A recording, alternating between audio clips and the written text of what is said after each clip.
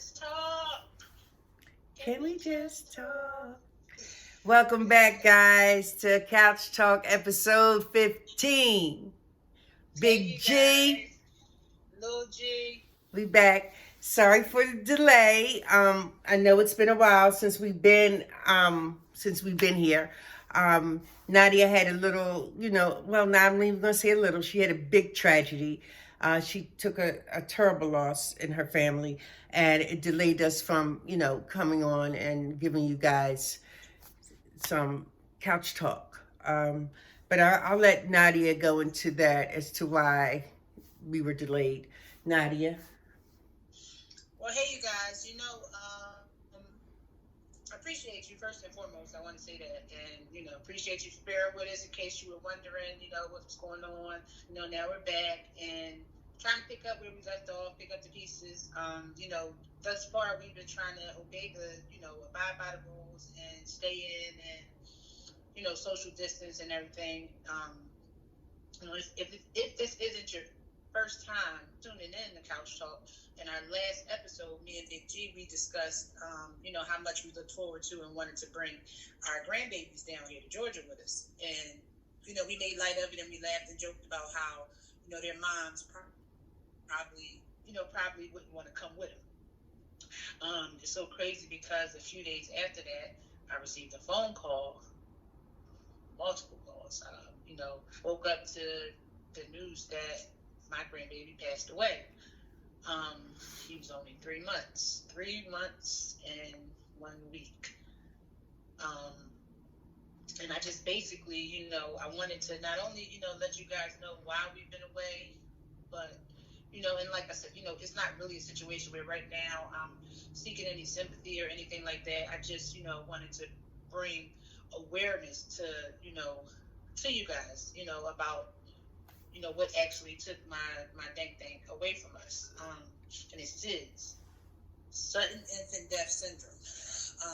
I don't know if you guys are familiar with it. I know for me, I heard about it over the years and, through life, but I never, it's never hit home. I don't even think I know anybody who it personally happened to.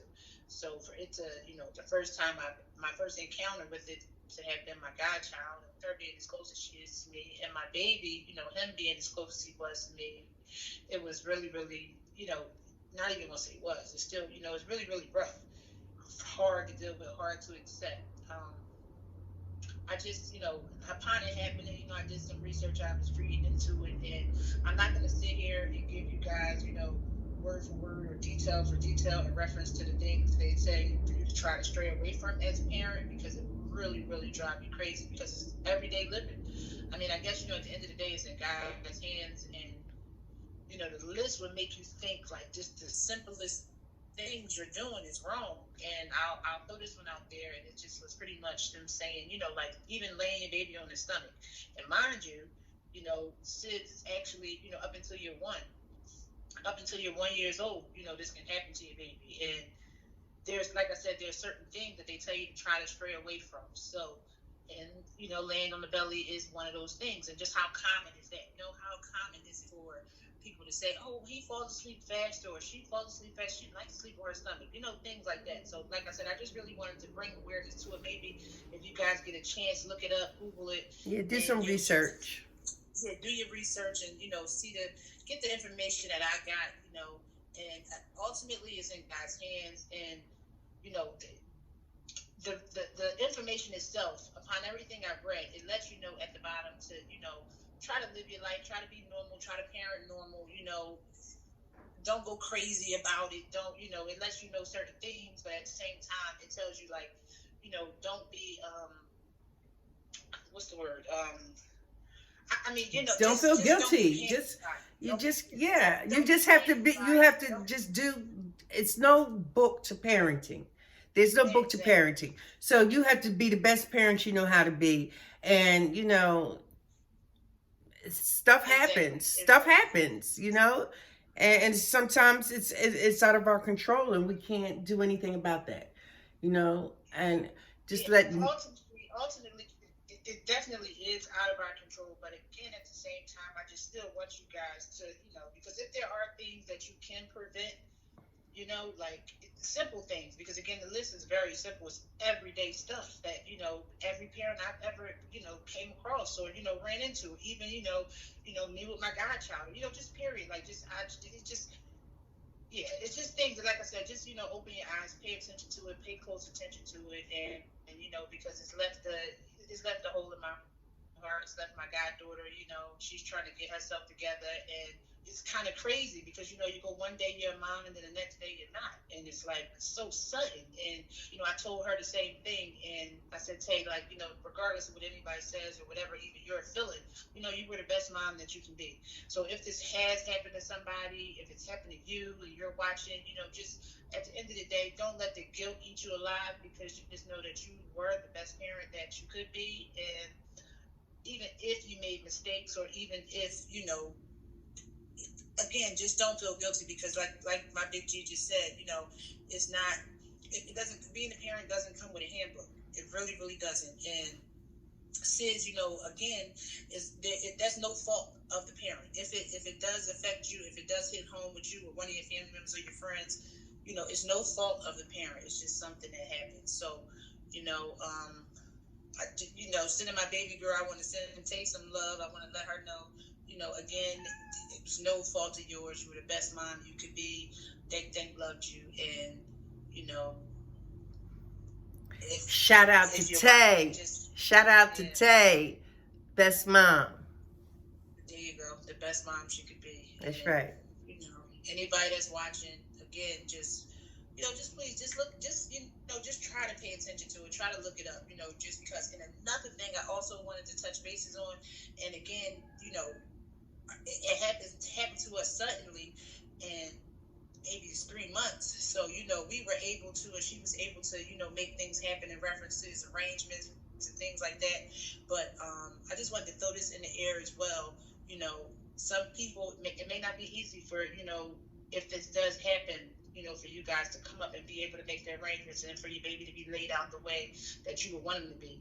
So, one of the first things I want everybody going forward to think about, straight out the hospital, straight out, straight home with your bundle of joy, is think about some form of insurance. Think about, some form of something. I know me personally, I didn't think of it. The only thing in my mind I thought of was, okay, all right, well, now I'm going to change my benefit this year. Like, who gets, whatever happens, something happened to me, then it's going to be for the baby, but ultimately, tomorrow, today, none of this stuff is promised. So, we weren't thinking of it. It was 3 months. Like, who? I don't really know too many people that do think of it at that early of an age. But I just wanted to also throw that out there, and look into those. Just try to look into things that you probably normally wouldn't, because everything isn't normal. The unexpected always the unexpected happens. Always around. Yeah, it just doesn't always go smooth.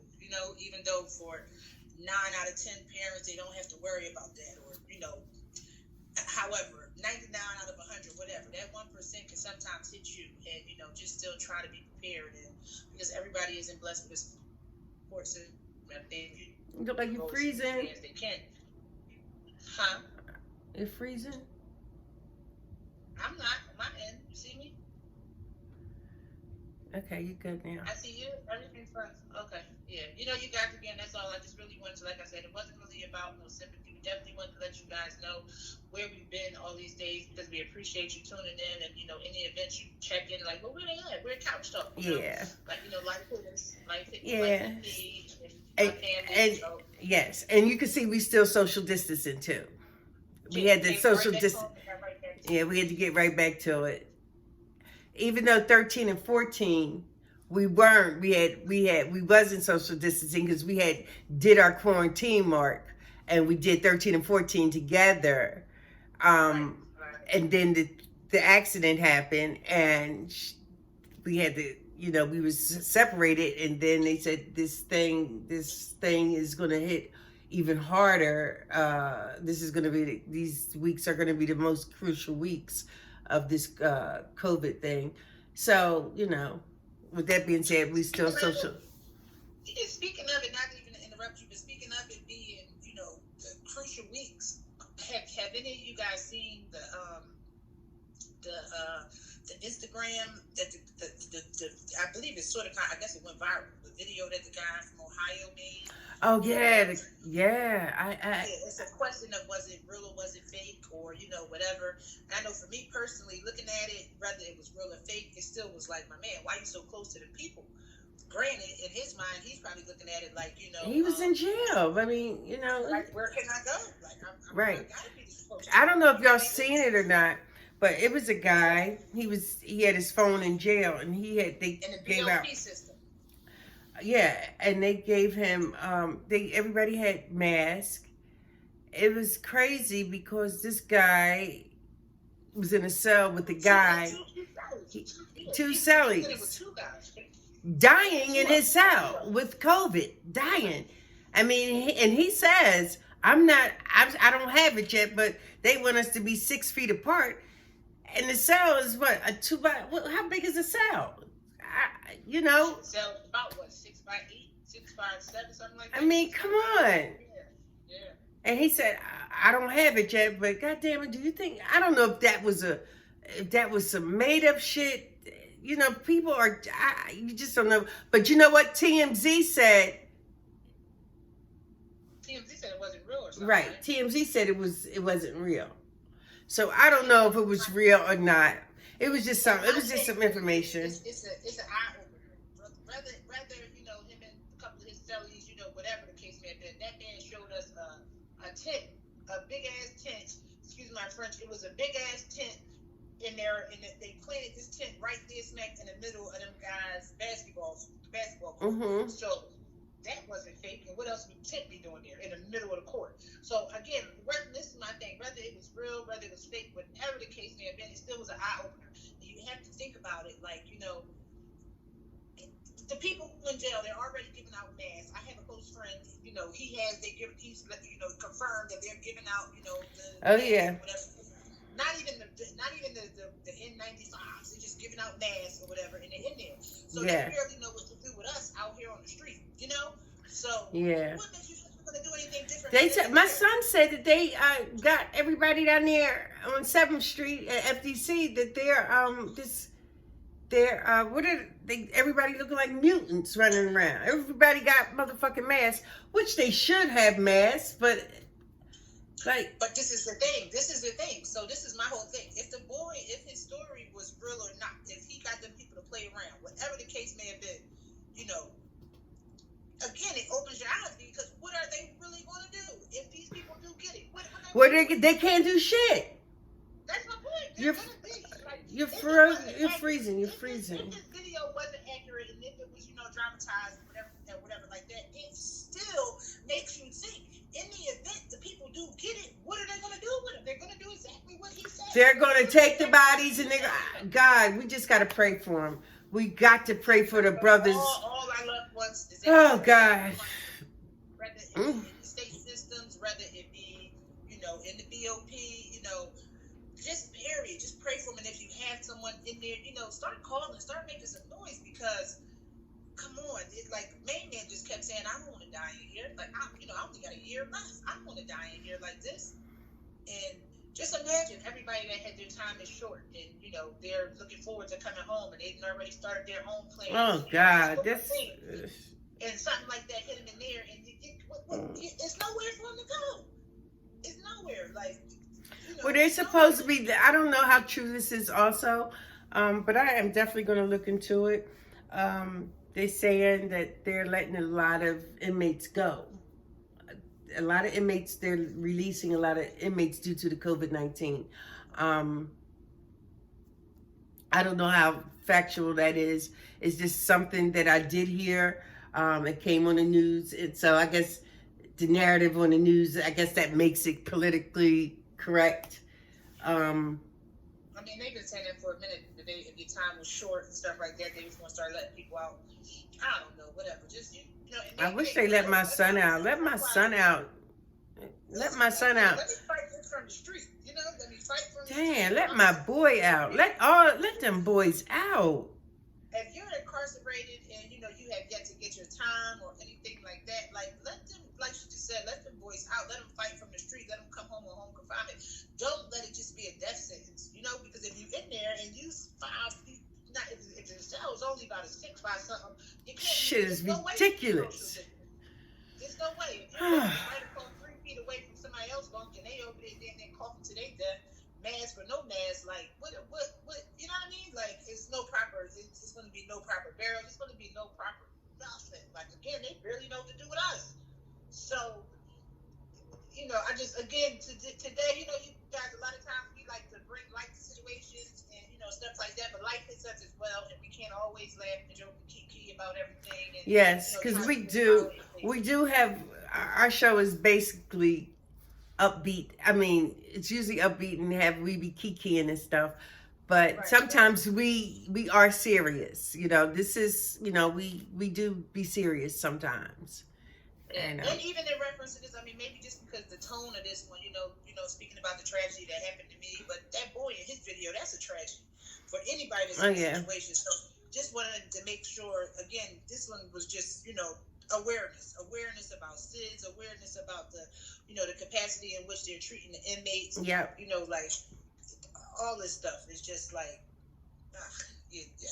we are in trying times right now, you guys. I don't know if you know. And that's why we have to stay prayed up.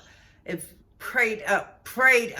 I mean, I am a praying woman. It might not seem like it, but I am a praying woman. And not that I have to prove anything to anybody, but I know between me and my Lord knows that I pray. I talk to him all day.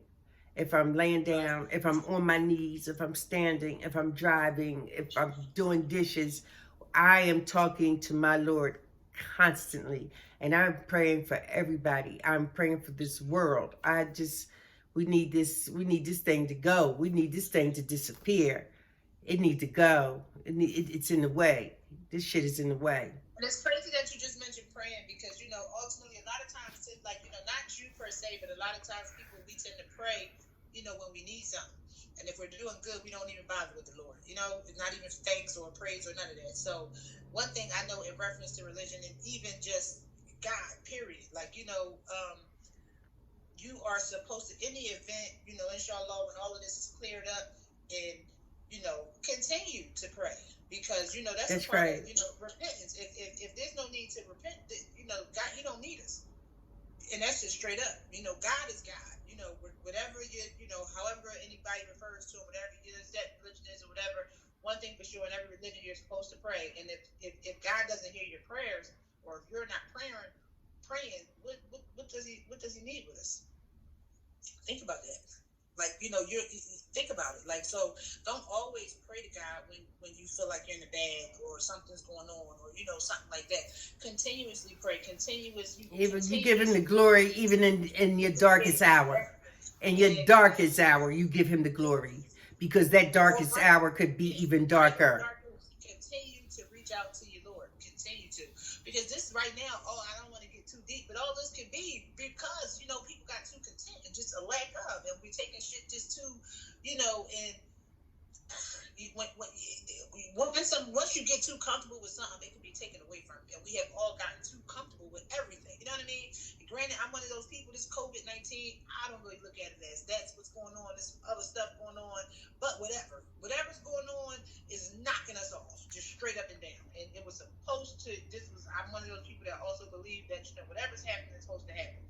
And, or, like I said, it can come as a result of a direct, everybody forgetting about God, forgetting about, certain things that we are supposed to do, being religious people, and being thankful for the fact that we're here. Because this can be taken away from us. Our hair can be gone. Or we can be going from here. Just that simple. So, I just wanted to throw that out there. Yeah. Everybody continue to pray. Make du'as. Continue to pray. Call on your Lord whether good or bad times. Facts. Amen to that. I mean, yes, for sure. For sure. So yeah, you guys, we're not going to draw this one out, too long. I want to double back, and again, rest in peace to my baby, and his mom. Let her know, and if you guys want to send any prayers to anybody, send them to her. Like for her strength, for her, for her to get through this, for me to be able to help her, for her family, other family members and things like that, and for those people that are incarcerated. Listen, guys, let's make some calls. Let's make some prayers for them too. Straight up. Yeah. All right, Couch guys. talk. Couch That was talk. We Couch got Talk. real today. We got real today. We wasn't kikiing today. We was on some real shit today. But I guess we see y'all on 16. Thanks for joining. 16, we're gonna be back. We got something for y'all. 16. Oh, Lord. I'm almost nervous. I'm almost motherfucking nervous. Don't get nervous. We got something for I'm 16. thinking when I got up, I ain't got no I just got on panties and this t-shirt. When I got up to shut the door, the slide, you couldn't see nothing, could you? No. Okay. Saw it, no. Okay, all right. Because I did get up to shut the door because you could hear it outside. Oh, yeah, no. We good. All right, guys. So, thank you, guys. If this is your first time tuning in, we're definitely binge worthy. Go back to episode 1. Check us out all the way through to 15. And if you are, returning visitors, you're subscribers, you watch us, you like us, we love you, we appreciate you. Big G, little G. Subscribe, like, share, whatever you Subscribe, like, share. And turn on your notifications. Yes. Couch Talk. Thanks for joining. Till next time. Bye.